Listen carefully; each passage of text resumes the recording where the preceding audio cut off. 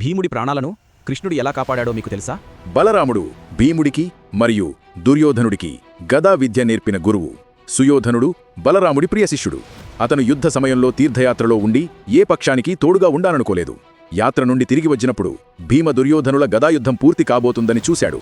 భీమ దుర్యోధనుడి తొడపై కొట్టిన దెబ్బను చూసి బలరాముడు ఆగ్రహంతో మండిపోయాడు. తక్షణమే యుద్ధరంగంలోకి దూకి తన నాగలి పైకెత్తి భీముడిపై దాడి చేయడానికి సిద్ధమయ్యాడు. గదాయుద్ధ నిబంధనలు ఉల్లంఘించేశాడు. ఇలాంటి దెబ్బ కొట్టినవాడు మరణానికి అర్హుడు అని గర్జించాడు. కృష్ణుడు వెంటనే ముందుకు వచ్చి, అన్నయ్య, ఇది నిబంధనల గురించిన విషయం కాదు.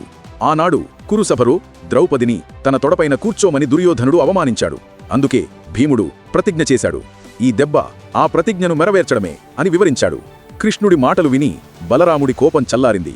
అతను తన హలాన్ని కింద పెట్టి వెనక్కి తగ్గాడు. అలా భీముడి ప్రాణం కృష్ణుడి జ్ఞానంతో కాపాడబడింది. ఇలాంటి మరిన్ని వీడియోస్ కోసం please like, share, comment and subscribe.